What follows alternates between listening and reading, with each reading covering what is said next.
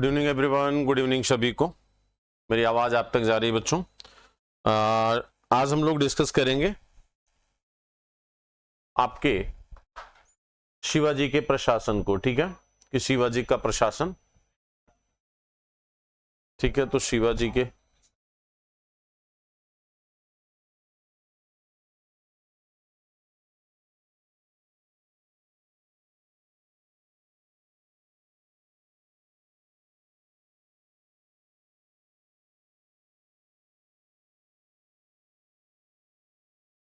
ठीक है,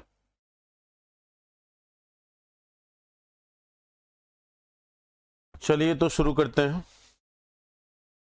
एक मिनट ऑडियो वीडियो क्लियर कर चेक कर लें एक बार सभी लोग। एक बार बच्चों सभी लोग चेक कर लीजिएगा।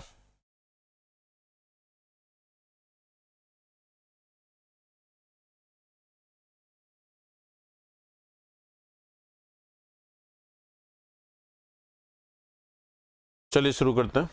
देखिए, शिवाजी के प्रशासन की अगर हम बात करें बच्चों, तो शिवाजी का जो राज्य है, ठीक है,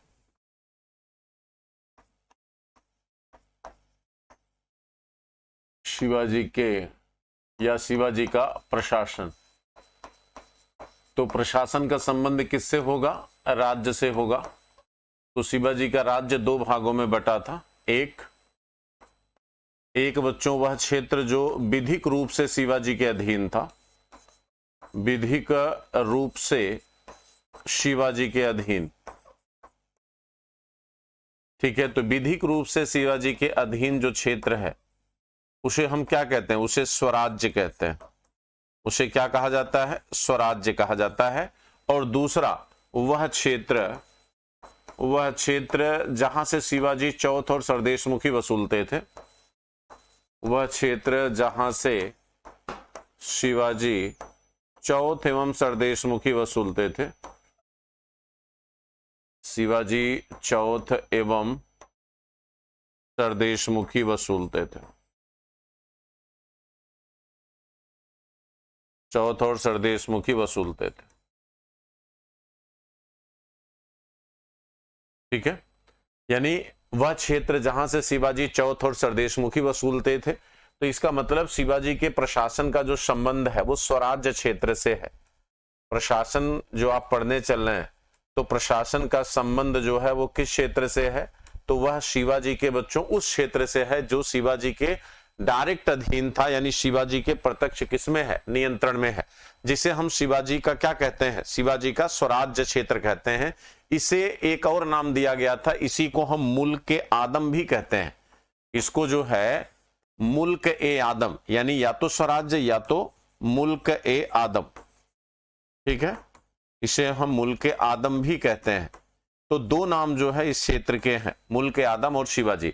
हाँ, आपको यह पता होना चाहिए कि शिवाजी का जो स्वराज्य क्षेत्र है वह वर्तमान भारत के तमिलनाडु, महाराष्ट्र और कर्नाटक क्षेत्र में विस्तारित था, ठीक है। इन तीन क्षेत्रों में शिवाजी का स्वराज्य क्षेत्र क्या है? फैला हुआ था। यानी वर्तमान भारत के इन तीन क्षेत्रों में शिवाजी का स्वराज्य क्षेत्र क्या है? विस्तारित है, ठीक है। अब हम बात करें यदि शिवाजी की बच्चों, तो राज्य का सर्वे सर्वा कौन है? शिवाजी दैट मीन्स छत्रपति, ठीक है। राज्य का प्रमुख कौन होता है? छत्रपति होता है। और यह छत्रपति जो है ये निरंकुश शासक है। निरंकुश शासक का मतलब हुआ कि राज्य की समस्त शक्तियां शिवाजी के हाथों में है। अब वो राजनैतिक भी हो सकती हैं, वो जो है आर्थिक भी हो सकती हैं, वो जो है सामाजिक भी हो सकती हैं, वो जो है कलात्मक भी हो सकती हैं। किसी भी क्षेत्र में, न्यायिक क्षेत्र में, ठीक है, सैन्य क्षेत्र में, हर एरिया में, हर क्षेत्र में जो है प्रमुख कौन है? शिवाजी, यानी छत्रपति। छत्रपति का जो निर्णय होगा, जो डिसीजन होगा, वही बच्चों क्या माना जाएगा? अंतिम निर्णय माना जाएगा, ठीक है। वही क्या होगा? अंतिम निर्णय माना जाएगा। अब प्रश्न यह है कि क्या शिवाजी अपने राज्य को अकेले संचालित कर सकते थे? जी नहीं। किसी भी राज्य को संचालित करने के लिए एक ब्यूरोक्रेसी की जरूरत होती है, ठीक है, एक ठीक ठाक बच्चों ब्यूरोक्रेसी की जरूरत होती है। अब यहां पर शिवाजी की जो ब्यूरोक्रेसी है वो किस तरह से है, और शिवाजी के राज्य का जो विभाजन है प्रांतों में वो किस तरह से है। तो जब भी हम प्रशासन पढ़ते हैं, मैंने इससे पहले भी डिस्कस आपसे किया है कि प्रशासन पढ़ते समय हम एक हायरार्की बच्चों ऊपर से नीचे की तरफ देखते हैं कि भाई राज्य है तो राज्य प्रांतों में बटा है, तो प्रांतीय प्रशासन, मंडल प्रशासन, जिला प्रशासन, ग्राम प्रशासन, ठीक। और एक आपका जो है पैरेलल होता है कि भाई आप प्रशासन में जो है न्यायिक प्रशासन, रेवेन्यू प्रशासन, सैन्य प्रशासन भी आप पढ़ते हैं। तो हमें ओवरऑल अगर प्रशासन को डिस्कस करना है तो हमें बच्चों पूरा क्या करना होगा, डेवलप करना होगा, ठीक। अच्छा, शिवाजी के प्रशासन में जिन शब्दावलियों का उपयोग किया गया है उन शब्दावलियों के लिए बच्चों रघुनाथ हनुमंत ने, ठीक है, रघुनाथ हनुमंत, जिनको रघुनाथ पंडित हनुमंते कहा जाता है, उन्होंने एक बच्चों कोश का निर्माण किया था, ठीक है, जिसे कहते हैं राज व्यवहार कोश। उसी राज व्यवहार कोश में शिवाजी के प्रशासन से संबंधित सभी शब्दावलियों का क्या किया गया है, उल्लेख किया गया है, ठीक है, जिसे आप क्या कहते हैं, राज व्यवहार कोश। तो व्यवहार मतलब व्यवहार, ठीक, राज माने राज्य, तो राज व्यवहार कोश इसका निर्माण किया था किसने, तो रघुनाथ पंडित हनुमंते ने, रघुनाथ पंडित हनुमंते। तो रघुनाथ पंडित हनुमंते द्वारा इसका निर्माण किया गया था और उनके द्वारा जो ये बनाया गया कोश जो है, इसमें राज्य में उपयोग किए गए जो भी नियम और कानून थे, जो भी शब्दावलियां थी, ठीक है, उन सभी शब्दावलियों का बच्चों यहाँ पे क्या किया गया है, उपयोग किया गया है, ठीक है। वो सारी शब्दावलियां जो है क्या की गई हैं, उपयोग की गई हैं, ठीक है। तो ये आपको ध्यान में रखना है कि अगर हम शिवाजी के प्रशासन को बच्चों स्टडी करते हैं, पढ़ते हैं, ठीक है, तो शिवाजी के प्रशासन में जो है हमें इस बात का ध्यान रखना होगा कि जो है शिवाजी के प्रशासन में बच्चों हमें इस बात का ध्यान रखना होगा कि जिन शब्दावलियों का उपयोग शिवाजी के प्रशासन में हुआ है वो शब्दावलियां बेसिकली जो है इसी ग्रंथ में राज व्यवहार कोश में क्या है, अंकित की गई है, ठीक है। वो सब बच्चों राज व्यवहार कोश में क्या होती हैं, पाई जाती, देखी जाती हैं। चलिए देखते हैं शिवाजी का जो प्रशासन है केंद्रीय स्तर पर क्या है और प्रांतीय स्तर पर। तो सबसे पहले हम शिवाजी के केंद्रीय प्रशासन को देखते हैं। शिवाजी का केंद्रीय प्रशासन,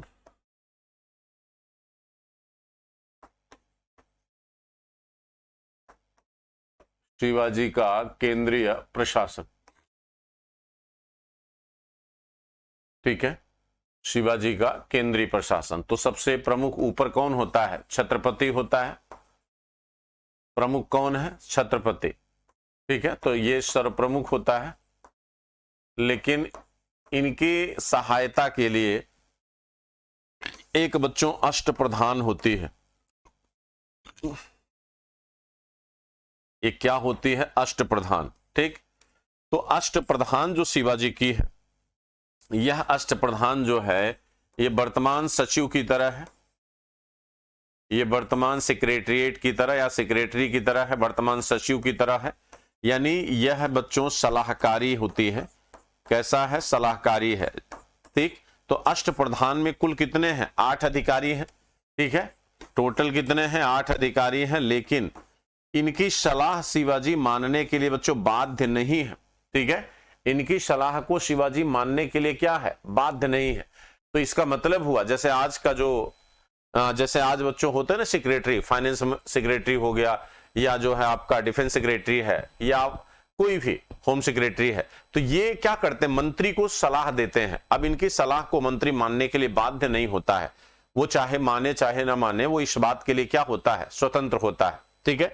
तो यहां पर इस बात को ध्यान में रखना आपको कि मंत्री जो है यानी शिवाजी, ठीक है, जो मुखिया है, जो सर्वप्रमुख है, तो शिवाजी जो है इस बात के लिए बच्चों किसी भी स्तर पर जो है बाध्य नहीं है कि वो इन सचिव का यानी इस अष्टप्रधान की बातों को क्या करें, एक्सेप्ट करें या ना करें, ठीक है। थोड़ा सा सेशन को शेयर करिए, ज्वाइन करिए और लोग भी, ठीक है। तो यहां पर बच्चों शिवाजी इस बात के लिए बाध्य नहीं है कि वो इन सचिवों की यानी इन अष्टप्रधानों की बात को वो स्वीकार करें या ना करें, ठीक है। अब प्रश्न ये है कि शिवाजी की जो अष्टप्रधान शाखा है, उस अष्टप्रधान शाखा में जो सबसे महत्वपूर्ण पद होता है वो है बच्चों आपके पेशवा का। कहते हैं कि जब भी कोई आदेश, कोई सरकारी कार्य होता था तो उसमें जो है सबसे प्रमुख जो होता है, अगर छत्रपति नहीं है तो उसकी अनुपस्थिति में उसकी अनुपस्थिति में जो आपका पेशवा होता है बच्चों, उसकी क्या लगती है, मुहर लगती थी, ठीक है। और दूसरी चीज ये कि शिवाजी के जितने भी अष्टप्रधान हैं, किसी का पद जो है वंशानुगत नहीं होता था। ये ध्यान रखिएगा कि शिवाजी के मंत्रियों में किसी का पद वंशानुगत नहीं होता था। शिवाजी के मंत्रियों में पद वंशानुगत नहीं होते थे, पद वंशानुगत नहीं थे, ठीक है। और इनकी नियुक्ति भी कौन करता है? शिवाजी करता है। अष्टप्रधान की नियुक्ति भी शिवाजी करता है, इनका ट्रांसफर भी शिवाजी करता है। इनकी नियुक्ति हो गया, ठीक है, इनका एक स्थान से दूसरे स्थान पर स्थानांतरण हो गया, ये सारा कुछ कौन करेगा? शिवाजी करेंगे, ठीक है। ये सब कुछ कौन करता है? शिवाजी करते हैं। तो शिवाजी जो है यानी सभी शासन के सभी क्षेत्रों के बच्चों क्या है? सर्वे सर्वा है, ठीक है। शासन के सभी क्षेत्र के क्या है? सर्वे सर्वा। अब इसमें अष्टप्रधान में एक एक करके हम लोग देखते हैं। जैसे सबसे पहला कौन है? सबसे पहले बच्चों आपका पेशवा है, ठीक है। सबसे पहले कौन होता है? पेशवा। अष्टप्रधान में पेशवा जो है वो छत्रपति के बाद सबसे क्या है? महत्वपूर्ण है, ठीक है। अब इसका जो काम है, ठीक है, इसका कार्य क्या है? शासन की देखभाल। इसका कार्य है शासन की देखभाल करना, ठीक है। इसके अतिरिक्त बच्चों इसका दूसरा काम है राजा की यानी छत्रपति की अनुपस्थिति में, छत्रपति की अनुपस्थिति में राज्य का संचालन। छत्रपति की अनुपस्थिति में राज्य का संचालन। छत्रपति की अनुपस्थिति में राज्य का संचालन। इसके साथ साथ बच्चों सभी सरकारी दस्तावेजों पर, सभी सरकारी दस्तावेजों पर या कागज पर, सभी सरकारी दस्तावेजों पर छत्रपति के बाद पेशवा की मोहर और हस्ताक्षर होते थे। पेशवा की मोहर लगती थी और हस्ताक्षर, पेशवा की मोहर एवं हस्ताक्षर होते थे, ठीक है। पेशवा की मोहर एवं हस्ताक्षर क्या होते थे? होते थे, ठीक है। पेशवा की मोहर एवं हस्ताक्षर होते थे, ठीक। अब यहां पे एक चीज ध्यान देना है कि जो बच्चों पेशवा है, पेशवा का जो पद है वो सीधी सी बात है छत्रपति के बच्चों क्या है? बाद है। अब पेशवा के बाद जो सबसे महत्वपूर्ण पद है बच्चों वो किसका है? अमात्य का, जो एक तरह से अर्थ मंत्री कह सकते हो आप, फाइनेंस मिनिस्टर कह सकते हो। इसे मजमुआदार भी कहते हैं। अमात्य होता है, इसे मजमुआदार भी कहा जाता है। आप इसे जो है वित्त मंत्री कह सकते हैं, ठीक है। आप इसे क्या कह सकते हैं बच्चों? वित्त मंत्री कह सकते हैं। ये दूसरे नंबर पे है अमात्य शिवाजी के प्रशासन में। अब यहां पे आप देखेंगे तो जो अमात्य है बच्चों, ठीक है, राज्य की आय की देखभाल करना जो है कौन है? राज्य की आय का देखभाल करना, देखभाल। दूसरा राज्य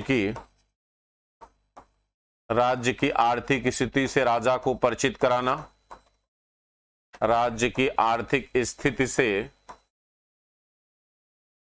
राजा यानी छत्रपति को परिचित कराना, राजा को बताना या परिचित कराना, ठीक है। ये काम बच्चों किसका है? ये काम है अमात्य का।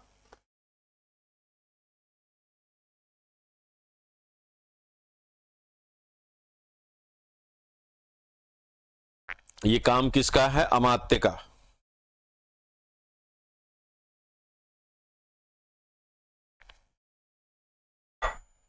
तो शिवाजी के अमात्य कौन थे? रामचंद्र पंत, ठीक है। शिवाजी के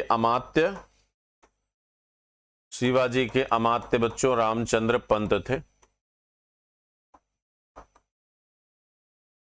रामचंद्र पंत जो है ये शिवाजी के क्या थे? अमात्य थे। अब अगला जो अष्टप्रधान है बच्चों वो है वाक्यानवीश। अगला जो अष्टप्रधान है वो कौन है? तीसरा वाक्यान्वेष।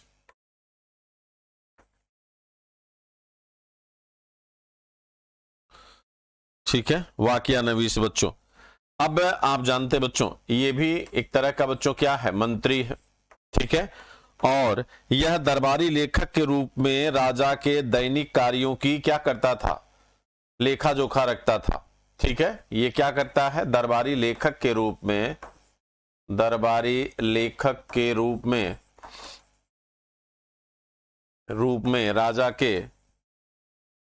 राजा के दैनिक कार्यों, राजा के दैनिक कार्यों की लेखा जोखा रखता था।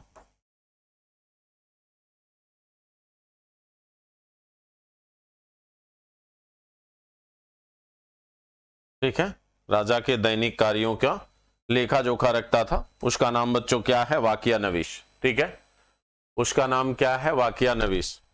ठीक, उसे हम क्या कहते हैं? वाक्यान्वेष कहते हैं बच्चों। दूसरी चीज बच्चों कहते हैं राजा की सुरक्षा व्यवस्था करना, गुप्तचर एवं सूचना की देखभाल करना भी इसका काम था। ठीक है,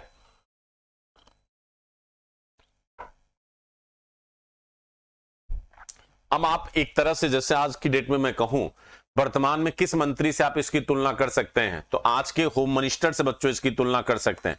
इसे आज का गृह मंत्री कह सकते हो। ठीक है, दूसरी चीज ये कहते हैं कि राजा की सुरक्षा बच्चों, राजा की सुरक्षा हो गई, और सुरक्षा के साथ साथ गुप्तचर व्यवस्था इसी के अधीन होता था। भाई सीधी सी बात, सुरक्षा से संबंधित है आपकी गुप्तचर व्यवस्था, तो गुप्तचर व्यवस्था का प्रमुख भी कौन होता है? वाक्यान्वेष होता है। ठीक, तो यहां पे इस बात को ध्यान में रखिएगा कि ये एज अ गृह मिनिस्टर है।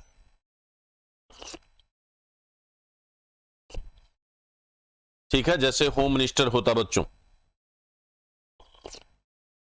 एक सेकंड,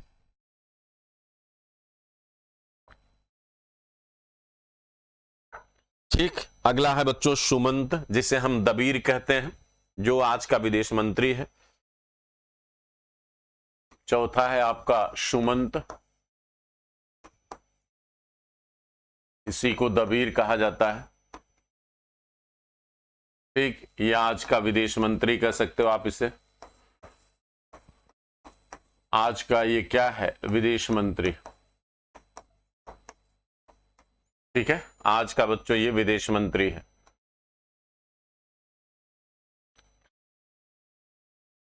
आज का विदेश मंत्री। पांचवा है आपका जो है, पांचवा बच्चों आपका है सचिव। ठीक है, सचिव, जिसे आप क्या कहते हैं? शुरुनवीश, जिसे आप शुरुनवीश या चिटनिस कहते हैं।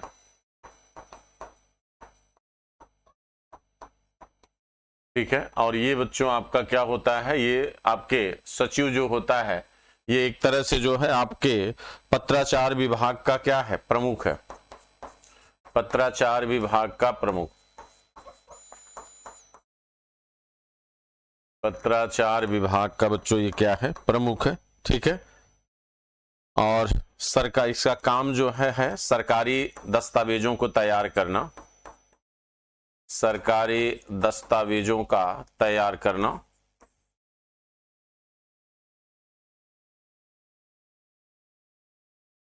सरकारी दस्तावेजों को तैयार करना। ठीक है, तो सरकारी दस्तावेजों को तैयार करना इसका काम है। इसके साथ साथ जो है,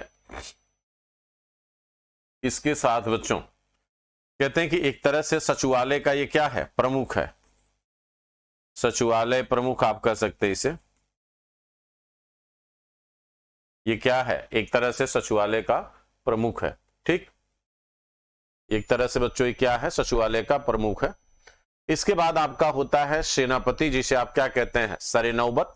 ठीक है, सेनापति बच्चों सरेनौबत। तो कहते हैं सेना की भर्ती करना, ठीक है, उस संगठन को बच्चों तैयार करना, ठीक, और आवश्यकता पड़ने पर उसे प्रशिक्षित करना, ये किसका काम था? सरेनौबत का काम है। ठीक है, तो अगला जो है वो कौन है? सरेनौबत,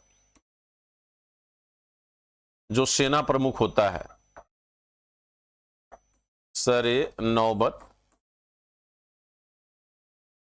ठीक है। ये क्या है, ये सैन्य प्रमुख होता था। इसका काम है सेना की भर्ती करना, सेना की भर्ती, उसको प्रशिक्षित करना,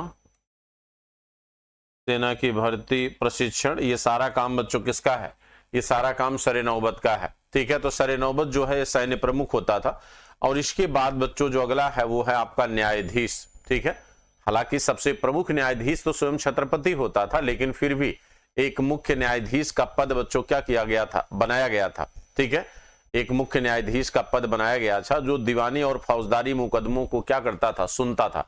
और सुनने का जो आधार होता था वो हिंदू विधि विधान होते थे। तो हिंदू विधि विधानों के आधार पर जो है, ठीक, हिंदू विधि विधानों के आधार पर मुख्य न्यायाधीश का यानी जो अगला 7वां होता था वो न्यायाधीश होता था। हाँ, एक चीज ये भी ध्यान रखना, ये युद्ध में भाग नहीं लेता था, ठीक है। न्यायाधीश जो है इसे आप मुख्य न्यायाधीश कह सकते हैं, ठीक है। ये क्या करता था, ये हिंदू विधि विधान के आधार पर, हिंदू विधि के आधार पर, हिंदू विधि के आधार पर फौजदारी और दीवानी दोनों मुकदमे सुनता था।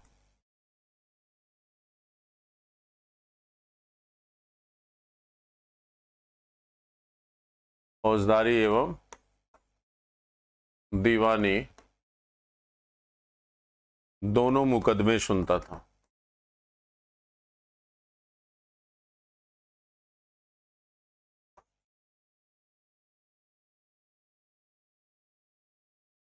ठीक है, दोनों मुकदमे सुनता था, ठीक। दोनों मुकदमे बच्चों क्या करता था, सुनता था।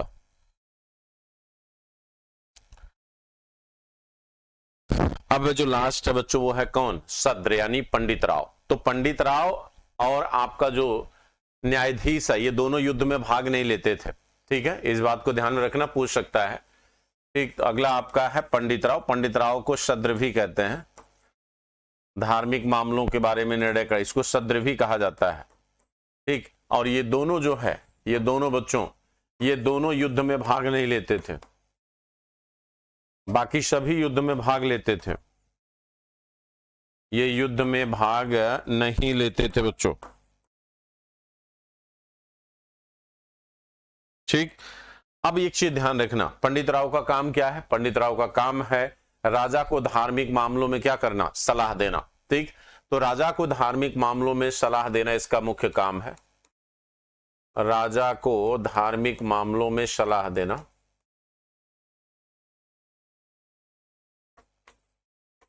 राजा को धार्मिक मामलों में सलाह देना जो है इनका क्या है, मूल काम है, ठीक है। इसके अतिरिक्त बच्चों इनका काम है, ठीक है, मुख्य पुजारी के रूप में कार्य करना, मुख्य पुजारी के रूप में कार्य, ठीक है। इसके बाद बच्चों राजा की तरफ से ब्राह्मणों को दान देना, राजा की तरफ से ब्राह्मणों को दान,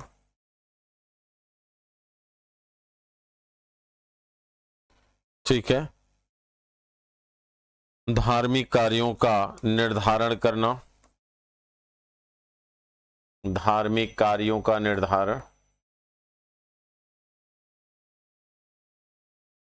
धार्मिक कार्यों का निर्धारण करना और नैतिकता को बढ़ावा देना, नैतिकता को बढ़ावा देना,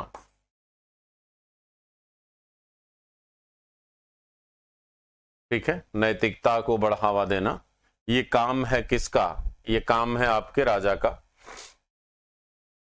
ये राजा माने इस किसका काम है, पंडित राव का, ठीक। यानी मुख्य पुजारी के रूप में काम करना, धार्मिक मामलों में छत्रपति को सलाह देना, नैतिकता को बढ़ावा देना और धार्मिक कार्यों का क्या करना, निर्धारण करना, ठीक है। धार्मिक कार्यों का बच्चों क्या करना, निर्धारण करना, ये सारे काम इसी के हैं, ठीक। अच्छा, एक चीज ध्यान रखना, जो सेनाकर्ते का पद है उसे छोड़कर लगभग सारे पदों पर बच्चों ब्राह्मणों की नियुक्ति होती है।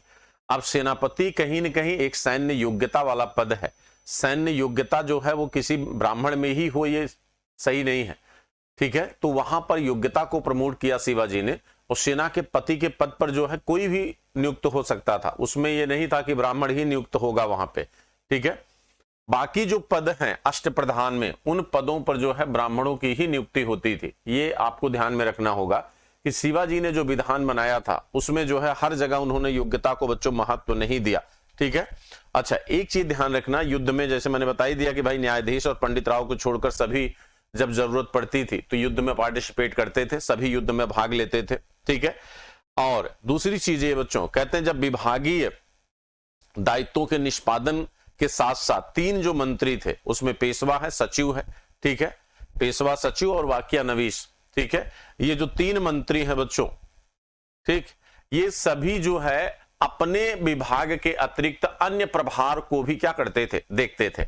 यानी आप कह सकते हो कि दोहरे लाभ का पद जो है इनको वितरित किया गया था, ठीक है। ऊपर के तीन पदों को दोहरे लाभ का मतलब होता है अपने विभाग के साथ साथ अन्य विभागों को भी क्या करना, हैंडल करना बच्चों, ठीक है, अन्य विभागों को भी हैंडल करना। अच्छा, इन सभी अष्टप्रधानों के नीचे इनके सहायक भी होते थे बच्चों, ठीक है, जिन्हें आप इस रूप में देख सकते हैं। इनके सहायक भी होते थे जो इनको सपोर्ट करते थे, ठीक। प्रत्येक मंत्री के अधीन 8 अधिकारियों का बच्चों क्या होता था, कार्यालय होता था, जो उन्हें क्या करता था, सपोर्ट करता था, ठीक है। 8 अधिकारियों का, प्रत्येक मंत्री के अधीन 8 अधिकारियों का कार्यालय होता था जो उन्हें सहायता देता था, ठीक। तो 8 अधिकारियों में कौन कौन शामिल था, 8 अधिकारी में कौन कौन शामिल था, तो उसमें सबसे पहले होता था बच्चों दीवान। दीवान जो आपका वित्त, ये आपका वित्त यानी अर्थ संबंधी मामलों की सुनवाई करता था। अर्थ संबंधी मामलों में क्या करता था बच्चों, सलाह देता था, ठीक है। नहीं, एक मिनट बच्चों, यहां पर दीवान जो है गलत हो जाएगा। दीवान का तात्पर्य यहां पर सचिव से है, दीवान का तात्पर्य यहां सचिव से है। दूसरा जो है आपका मजमुआदार है। मजमुआदार बच्चों जो है, ठीक, ये आपका मजमुआदार जो है ये आपका लेखाकार है। ये एक तरह का क्या है, लेखाकार, या आप इसे लेखा परीक्षक कह सकते हैं। लेखाकार या लेखा परीक्षक कह सकते हैं। इसके अतिरिक्त बच्चों आपका जो है फडनीश है, उपलेखा परीक्षक। फडनीश जो है आपका ये है उपलेखा परीक्षक। तीसरा उपलेखा परीक्षक, ये हर मंत्री के अधीन होते थे बच्चों 8 लोग। उनका कार्यालय होता था जिस कार्यालय में 8 अधिकारी होते थे प्रत्येक मंत्री के अधीन। और फडनीश के बाद बच्चों आपका सबनीश होता था। सबनीश माने कार्यालय प्रभारी। सबनीश मतलब होता है कार्यालय प्रभारी। सबनीश मतलब बच्चों आपका कार्यालय प्रभारी है। इसके बाद कारखनिश होता था बच्चों, कारखनिश, रसद अधिकारी। कारखनिश, तो कारखनिश जो है ये आपका रसद अधिकारी है। कारखनिश जो है ये आपका क्या है, ये रसद अधिकारी है। छठा जो है आपका चिटनीश होता है, जो पत्राचार विभाग का प्रमुख है, जिसका काम पत्राचार करना होता है। चिटनीश, तो चिटनीश जो है ये पत्राचार लिपिक कह सकते हो आप इसे, पत्राचार लिपिक। चिटनीश जो है ये पत्राचार लिपिक होता बच्चों। और जमादार जो है ये खजांची। 7वां जो है आपका जमादार है। जमादार खजांची होता था। कैशियर कह सकते हो आज की डेट में से, खजांची आज की डेट का ये कैशियर है। और 8वां होता है बच्चों आपका पोटनिश। पोटनिश माने होता है रोकड़िया। पोटनिश, एक मिनट, पोटनिश मतलब होता है रोकड़िया।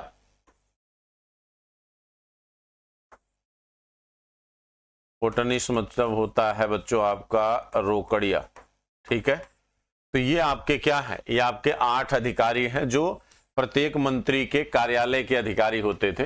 ये आपके प्रत्येक मंत्री के अधीन 8 मंत्रियों का एक हुजूम होता था बच्चों, जो इनके मामलों की क्या करता था, सुनवाई करता था,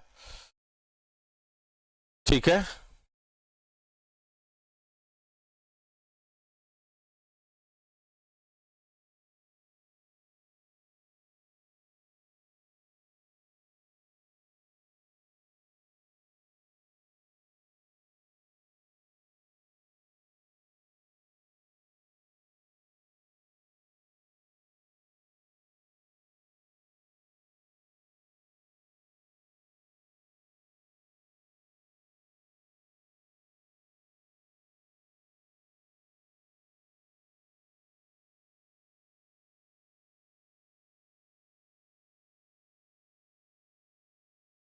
चलें आगे बच्चों।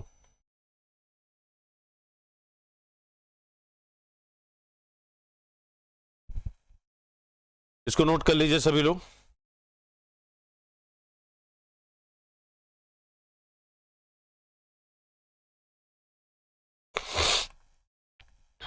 नोट कर लिया सबने। चलिए अब आते हैं बच्चों शिवाजी के प्रांतीय प्रशासन। ये तो हो गया शिवाजी के केंद्रीय प्रशासन की बात। मुझे 1 मिनट का समय दीजिएगा सभी लोग।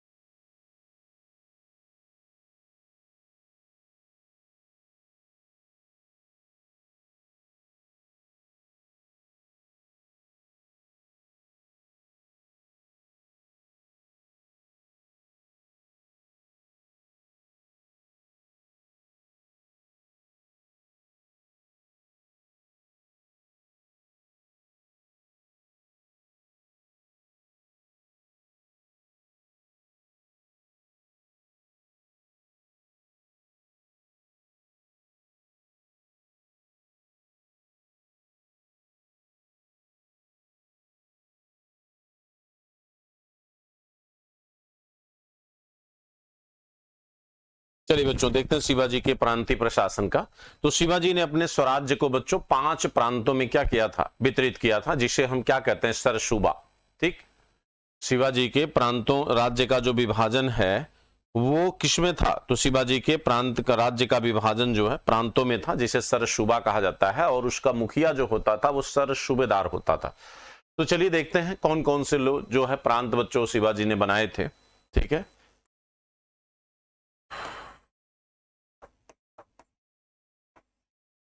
प्रांतीय प्रशासन।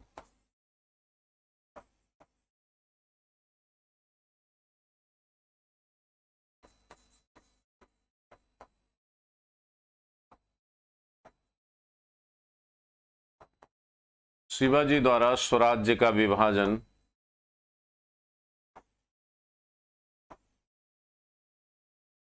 पांच प्रांतों में था बच्चों। ठीक है, 5 प्रांतों में किया गया। ठीक, और प्रांत को क्या कहा गया, प्रांत को बच्चों सरसूबा कहते हैं। प्रांत को सरसूबा कहा गया, और प्रांत का प्रमुख जो होता है, प्रांत प्रमुख जो होता है वो सरसूबेदार होता है। प्रांत का जो प्रमुख है वो कौन है, सरसूबेदार। ठीक है, उसे हम बच्चों क्या कहते हैं, सरसूबेदार कहते हैं। और सरसूबेदार के अतिरिक्त जो है सरे कारकुन भी कह सकते हैं आप इसे, सरे कारकुन, आप इसे सरे कारकुन भी कह सकते हैं। ठीक है, अब यहां पर आप देखें बच्चों, शिवाजी ने जो 5 प्रांत बनाए थे वो थे कौन कौन से, उसमें कौन कौन से प्रांत थे बच्चों? तो सबसे पहला जो प्रांत है शिवाजी का वो है बच्चों उत्तरी प्रांत। उत्तरी प्रांत, तो उत्तरी प्रांत जो शिवाजी का है, ठीक, इसमें आप देखिए बच्चों उत्तरी प्रांत में इसका जो क्षेत्र है वो आपके बच्चों बंबई से लेकर, बंबई के उत्तरी क्षेत्र से लेकर, यानी उत्तर बंबई कह सकते हैं आप, बंबई उत्तरी से लेकर जो है ये आपके बच्चों दक्षिणी आपका जो है सूरत, बंबई के, 1 मिनट, इसको ऐसे लिखिएगा, 1 मिनट, इसे, इसमें बच्चों बंबई से लेकर, बंबई से सूरत, सूरत आपका चला जाएगा गुजरात में, ठीक है, बंबई से सूरत, और आपका सल्हेर दुर्ग, ठीक है, आपका पूना क्षेत्र, आपका पूना क्षेत्र, ये सब बच्चों आपके उत्तरी प्रांत के पार्ट है। बंबई से सूरत, सल्हेर दुर्ग, पूना क्षेत्र जहां शिवाजी पैदा हुए थे, ये उत्तरी प्रांत के अंतर्गत आता था, ठीक है। इसी पूना में आपका शिवनेर दुर्ग है जहां पे शिवाजी का बच्चों क्या होता है, जन्म होता है, ठीक है।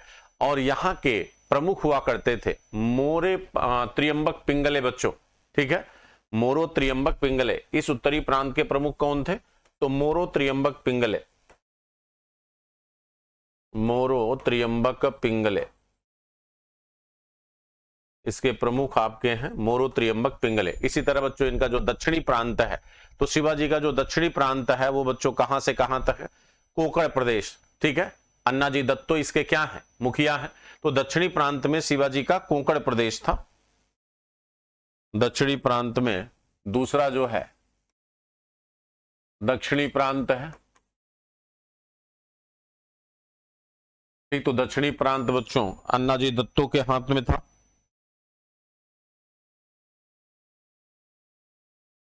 एक मिनट,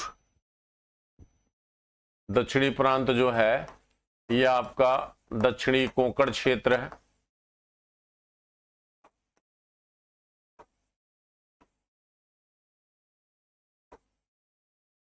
दक्षिणी कोंकण क्षेत्र, ठीक है, दक्षिणी कोंकण क्षेत्र। और दक्षिणी कोंकण क्षेत्र बच्चों यहाँ पे, हाँ, दक्षिणी कोंकण क्षेत्र और समुद्री क्षेत्र दोनों लीजिए।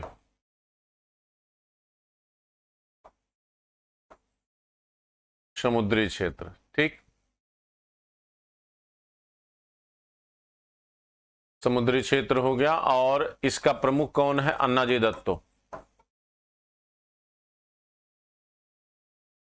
अन्नाजी दत्तो,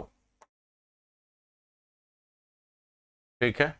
तीसरा जो है दक्षिण पूर्वी प्रांत,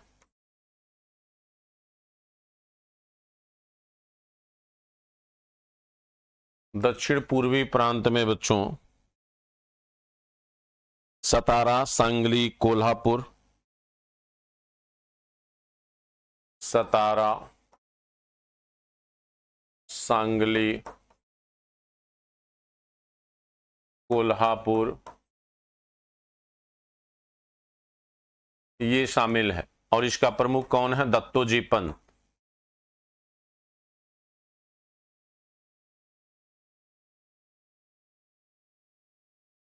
ठीक है, इसका प्रमुख कौन है? दत्तोजी पंत, ठीक। चौथा जो है बच्चों है दक्षिणी प्रांत, चौथा आपका दक्षिणी प्रांत है जिसमें बच्चों जिंजी के आसपास का क्षेत्र शामिल था, जिसे शिवाजी ने जीता था, जिंजी के आसपास का क्षेत्र, जिंजी के आसपास का क्षेत्र। और इसका जो प्रमुख है बच्चों वो रघुनाथ पंत हनुमंते था, रघुनाथ पंत हनुमंते, हनुमंते, ठीक। इसे नोट करिए फटाफट, नोट करिए बच्चों इसे, रघुनाथ पंत हनुमंते।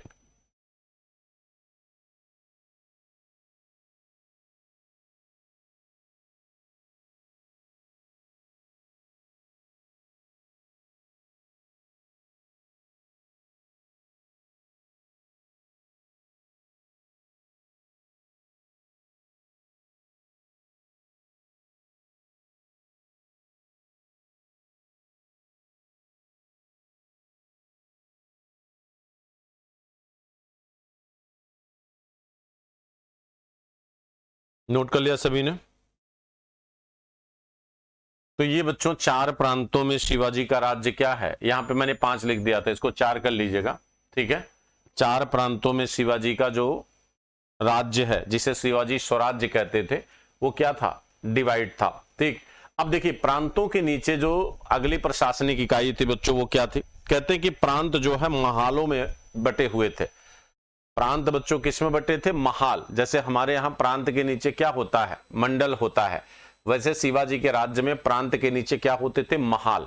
ठीक है, महाल के नीचे क्या होते थे, तरफ होते थे, तरफ के नीचे क्या होता था, गांव होता था। ठीक, तो इस तरह से शिवाजी का राज्य का जो है डिवीजन था। स्वराज्य प्रांतों में, प्रांत जो है महालों में, महाल जो है तरफ में, तरफ जो है गांव में। तो इसके नीचे क्या था, ठीक है, प्रांतों का विभाजन जो है, प्रांतों का विभाजन किसमें किया गया, महाल में। ठीक है, और इसका जो प्रमुख होता है बच्चों, ठीक है, उसे क्या कहते हैं, सर हवलदार। इसका जो प्रमुख होता है महाल का, उसका काम है सर हवलदार। ठीक, और ये महाल का सर्वे सर्वा होता था, महाल का प्रमुख अधिकारी था। ये महाल का क्या है, प्रमुख अधिकारी। अब जो महाल का विभाजन है बच्चों, वो तरफ में है। ठीक है, किस में है, तरफ में। ठीक, तो महाल तरफों में बटा है, जिसका प्रमुख कौन होता है, हवलदार, जिसका प्रमुख हवलदार। अब ये प्रशासनिक अधिकारी है, ये क्या है, तो ये प्रशासनिक अधिकारी है।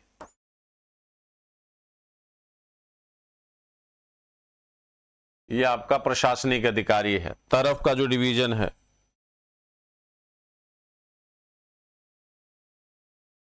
ठीक है, और आप जानते हैं हवलदार के अधीन ही यहां पर एक कारकुन नामक अधिकारी होता था, जो लिपिक का काम करता था। ठीक है, कारकुन जो है ये लिपिक का कार्य करता था। अब इसके नीचे बच्चों क्या होता था, गांव होता है, इसके नीचे ग्राम होता था। ग्राम का प्रमुख कौन होता था, पाटिल। ठीक है, यहाँ गांव जो है बच्चों, ये पाटिल के अधीन हुआ थे, पाटिल कहिए या पटेल, यही गांव के क्या थे, मुखिया थे। ये गांव के बच्चों प्रमुख हुआ करते थे, ये गांव के क्या हैं, प्रमुख हैं। तो गांव के मुखिया जो है पटेल या पाटिल हुआ करते हैं। ठीक है, पटेल या पाटिल जो है बच्चों, ये क्या है, गांव के मुखिया हैं, सर्वे सर्वा।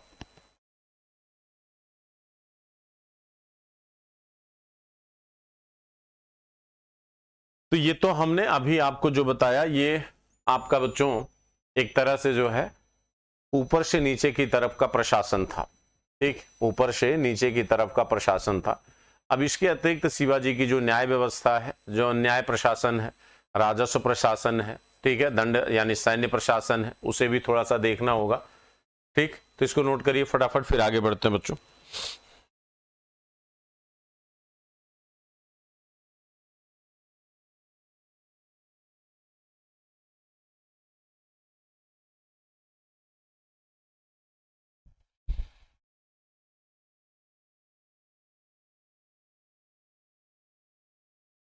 चले आगे, चलिए आगे बढ़ते हैं बच्चों।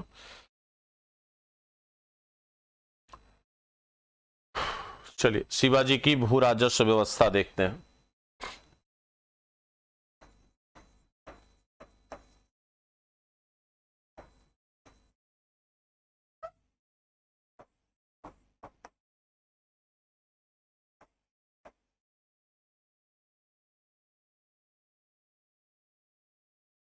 शिवाजी की भू राजस्व व्यवस्था। ठीक,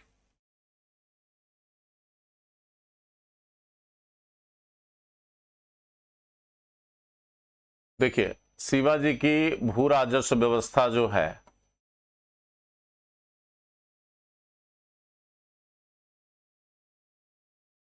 भू राजस्व व्यवस्था ये मलिक अंबर की व्यवस्था पर आधारित थी। मलिक अंबर कहां का था, अहमदनगर का। मलिक अंबर की व्यवस्था पर आधारित था। ठीक है, मलिक अंबर की व्यवस्था पर आधारित है। ठीक, अब देखिए कहते हैं कि सबसे पहले इसने भूमि का सर्वेक्षण कराया, शिवाजी ने भूमि का सर्वेक्षण कराया और सर्वेक्षण के आधार पर इसने जो है, ठीक है, क्या किया, राजस्व दर निर्धारित किया। तो भूमि का सर्वेक्षण और भूमि की पैमाइश किसने किया बच्चों? अन्नाजी दत्तो ने। किसने किया? अन्नाजी दत्तो ने। तो अन्नाजी दत्तो ने जो भूमि की पैमाइश किया वो किस आधार पे किया बच्चों? ठीक है, तो वो किया बच्चों किससे? जरीब के। जरीब को मानक बनाया, जरीब को बच्चों इन्होंने क्या किया? मानक किसे बनाया? जरीब को। अब ये जो जरीब थे, जरीब को काठी कहा जाता था। क्या कहा जाता था बच्चों? काठी।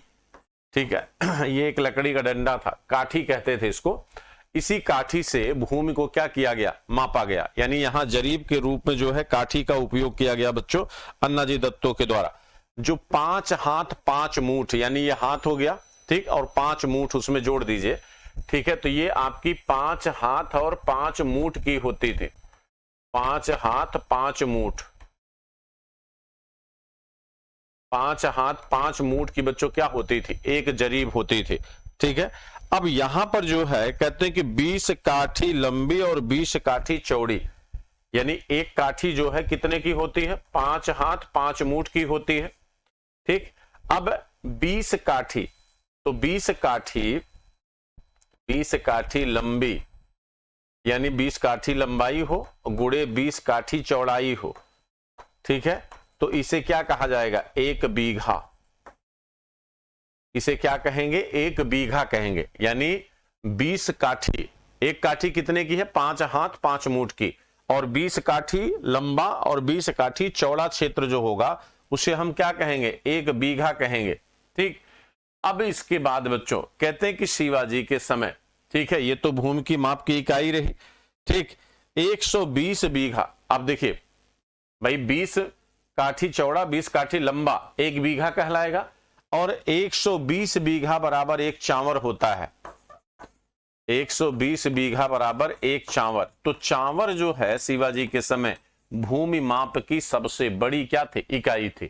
ठीक है, शिवाजी के समय भूमि माप की सबसे बड़ी इकाई क्या थी? चांवर थी बच्चों। ठीक है, अब यहां पर शिवाजी ने क्या किया? कहते हैं कि शिवाजी ने बच्चों भूमि को शेरशाह सूरी की तरह 3 भागों में क्या किया? डिवाइड किया। जैसे शेरशाह सूरी ने भूमियों को 3 भागों में उत्पादकता के आधार पर बांटा था, वैसे ही शिवाजी ने भी क्या किया? भूमि को उत्पादकता के आधार पर 3 भागों में डिवाइड किया। शिवाजी ने भूमि की उत्पादकता के आधार पर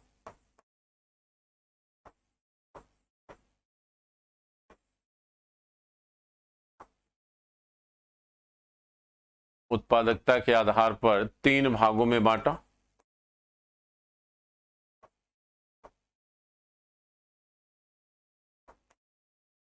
नंबर 1 उत्तम भूमि,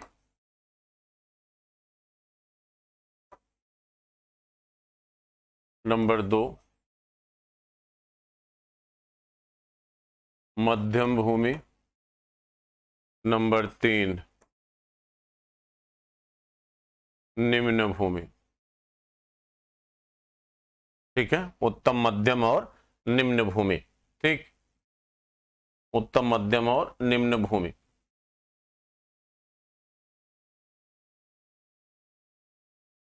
ये 3 भागों में बच्चों उसने भूमि का क्या किया? डिवीजन किया। और उपज का बच्चों 1/3 उन्होंने राजस्व क्या किया? निर्धारित किया। उपज का 1/3 राजस्व निर्धारित किया गया। हालांकि बाद में इसे बढ़ाकर क्या किया गया था? 40% कर दिया गया। बाद में इसे बढ़ाकर 40% कर दिया गया था। शिवाजी ने बच्चों चुंगियों को समाप्त कर दिया था। शिवाजी ने चुंगी कर को समाप्त कर दिया था।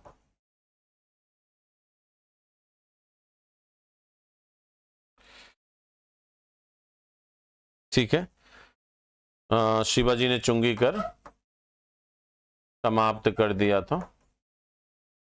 और दूसरी चीज ये बच्चों कहते हैं शिवाजी जो है बंजर भूमि पर कर नहीं लेते थे। जो बंजर भूमियां थी बंजर भूमि पर कर नहीं था। बंजर भूमि पर बच्चों टैक्स नहीं लिया जाता था, तो बंजर भूमि पर कर शिवाजी के द्वारा आरोपित नहीं किए गए थे। ठीक है, यहां पर जो है बंजर भूमि पर शिवाजी ने कर को मुक्त कर दिया था।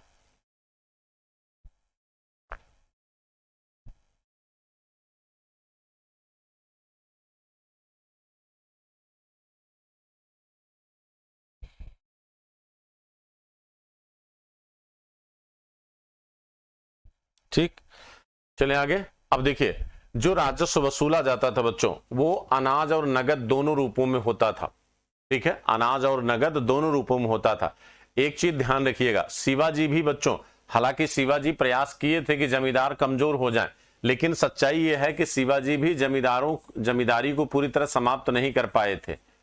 शिवाजी जमींदार कौन होते थे? देशमुख, पाटिल, ये जमींदार थे बच्चों। शिवाजी भी जमींदारी समाप्त नहीं कर पाए थे।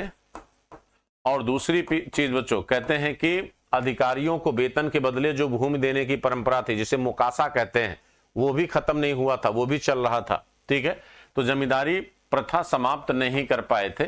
ठीक, दूसरा मुकासा पद्धति बच्चों अभी भी प्रचलन में थी। तो ये मुकासा भूमि क्या होती है? मुकासा भूमि ये होती थी जो वेतन के बदले आपको दी जाती थी।